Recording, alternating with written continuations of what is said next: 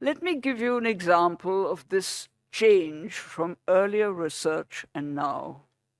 In the 18th and 19th century, William Jones and Max Muller studied the Vedic texts, and the main study was related to language and philology.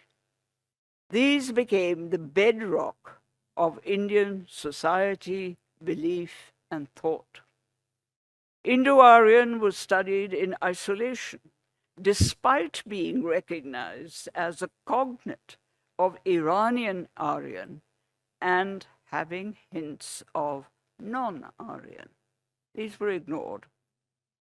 The discovery and extensive excavation of sites of the Indus civilization in the early 20th century gave visibility to non-Aryan cultures and civilization in a major way.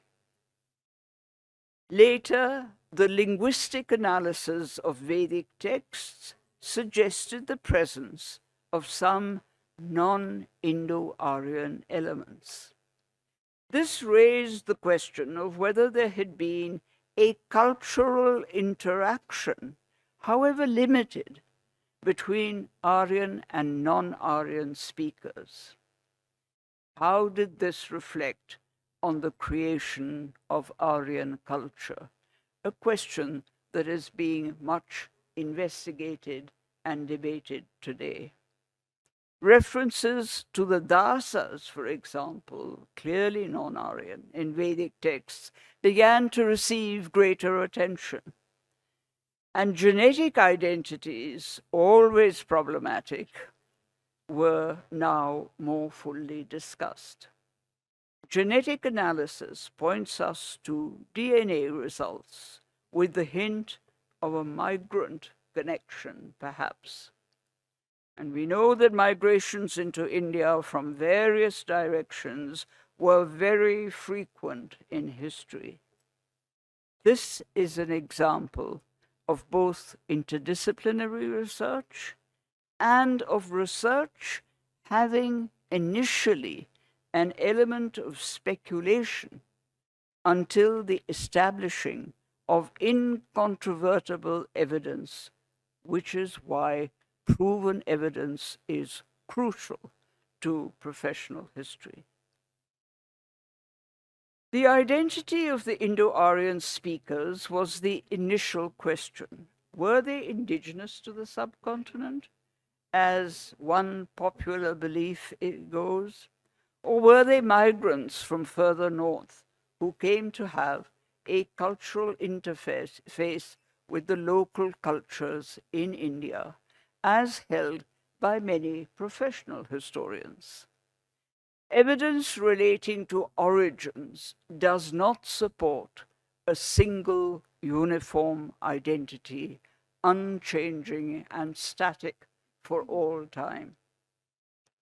What is of interest to historians today is precisely to see how cultural identities evolve, what aspect was taken from whom, what was given and to whom, and what was made of the ensuing processes.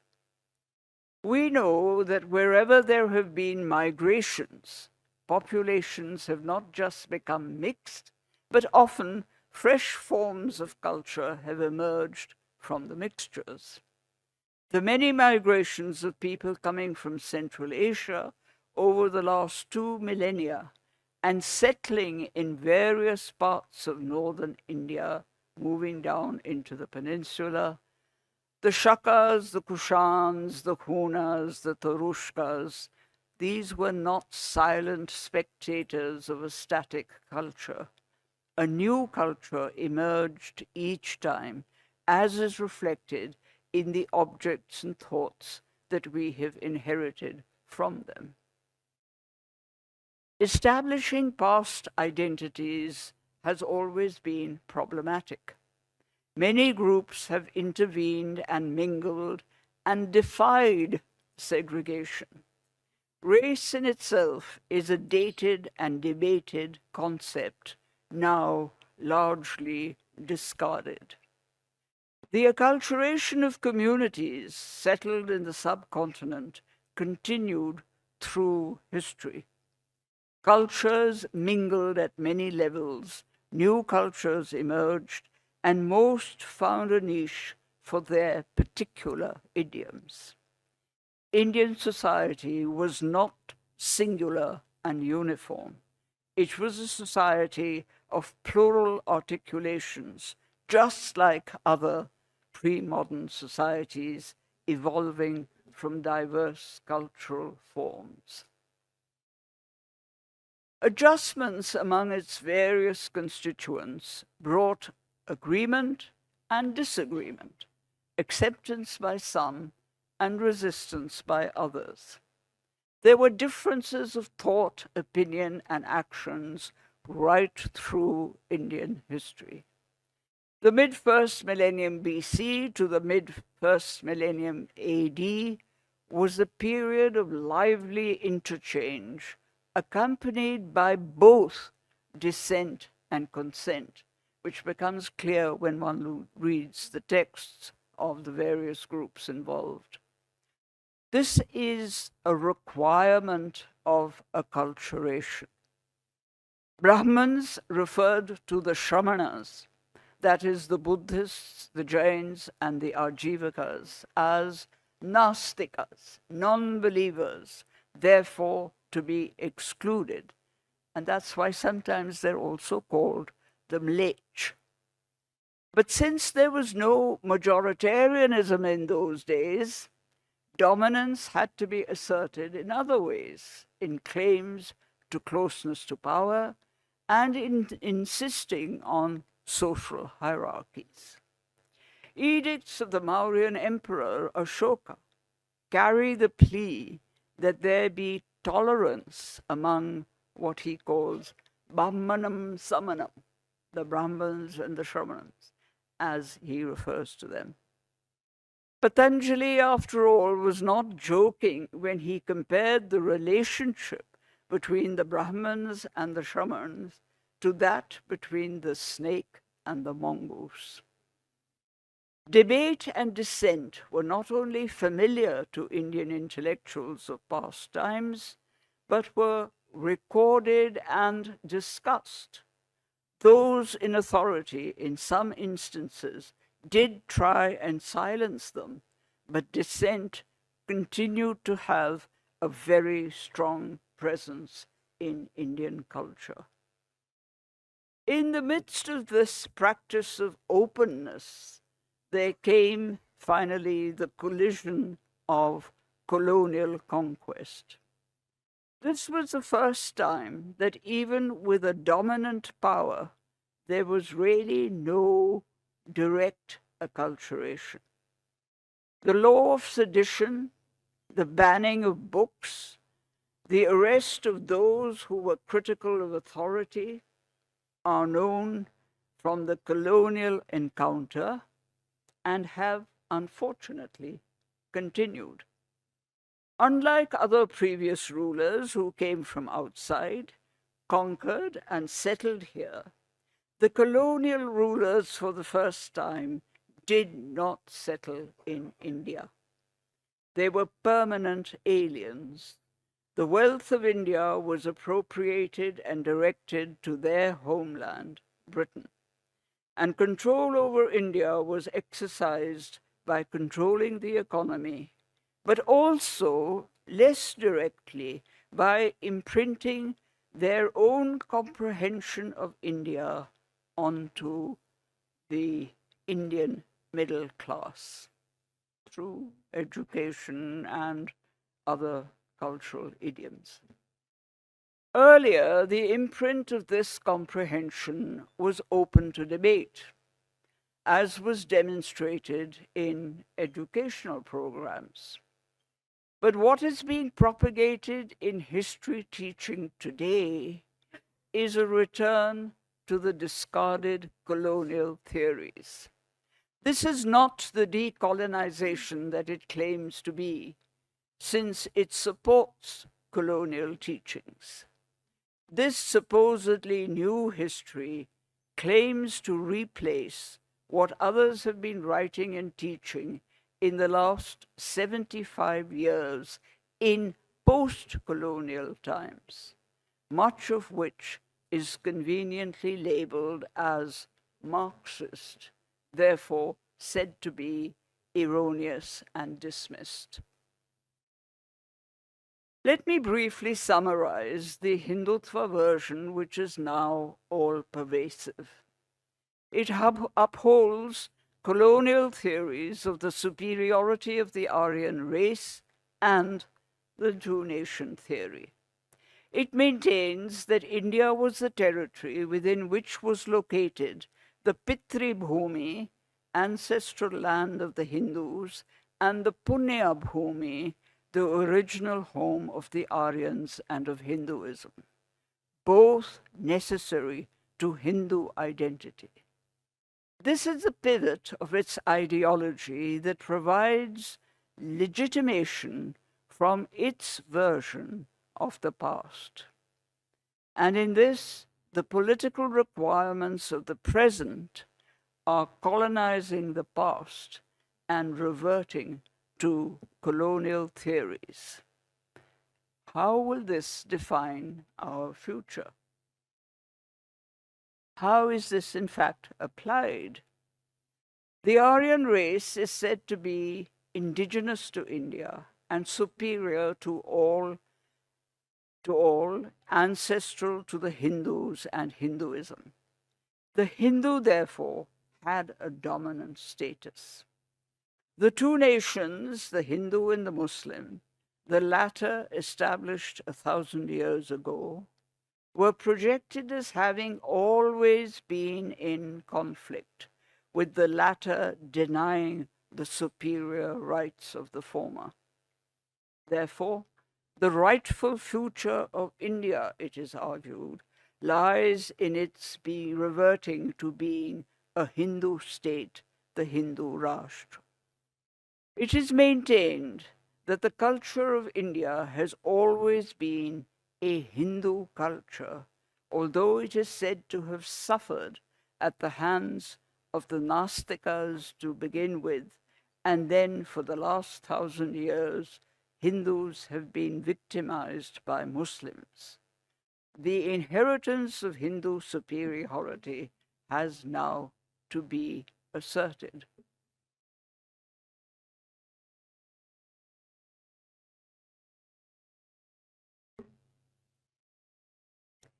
Since Hindus formed the largest number, majoritarianism entered the calculation of most aspects of social and political life.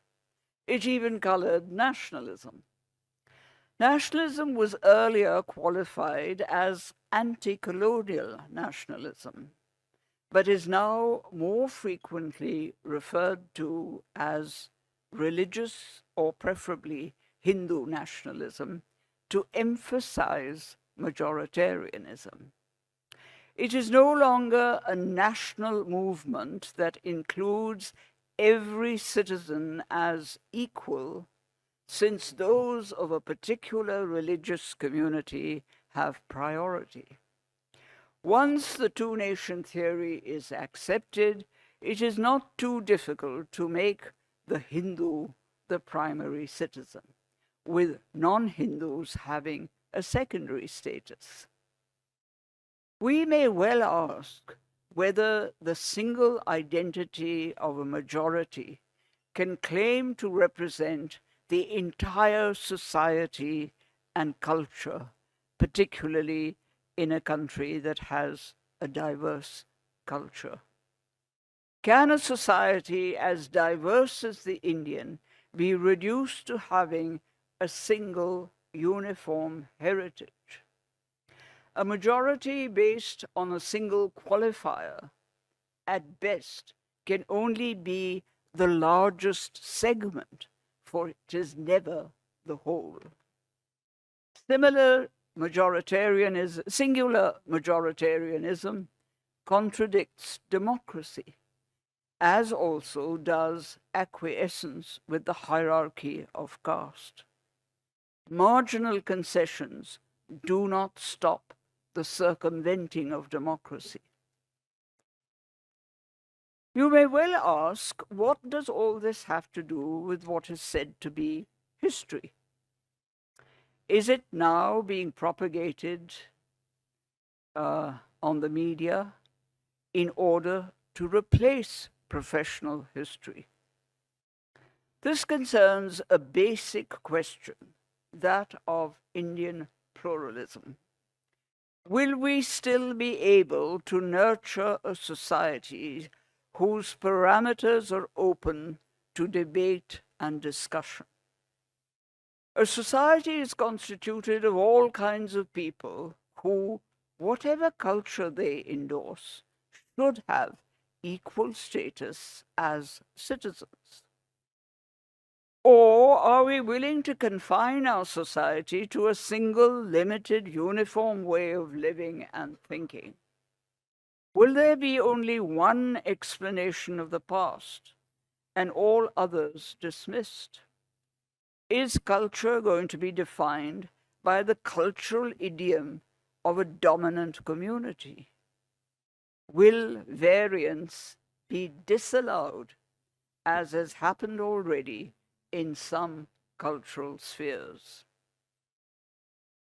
These questions are not confined only to history, since the answers to them can alter the essence of both culture and religion in India. What will happen to the inherent pluralism of Hinduism, with its accommodation of diverse coexisting sects, which, for its believers, endows it with a unique richness? Will it retain or question the hierarchy that it endorses? Its pluralism makes its history recognizably different from that of the Abrahamic religions. The phases in the history of a religion evolve from the interface of cultures that occurs when historical changes interact with the existing forms of belief. Speaking very broadly of its history, the roots of religion in India would today go back to the Harappan religion of the Northwest and the megalithic cultures of the peninsula. Subsequent Vedic belief required large open-air altars for sacrificial rituals. These were followed by the Puranic texts, with a focus on other deities and new forms of worship involving icons located inside closed temples, and some in the open, scattered across the subcontinent. Then came the subcontinental efflorescence in the multiple regional forms of bhakti and the interface of cultures. Colonial times saw the emergence of the samajas. All these phases survived the centuries, but in varying strengths, their dialogue sometimes extending to other religions and sometimes not. Depending on regional factors, elements of other belief systems seeped in or else stayed away. A fascinating example of this is the word used for God in the Punjabi language and in Sikhism, which is Rab. In origin, the Arabic word for the same. It speaks immediately of a remarkable cultural universe.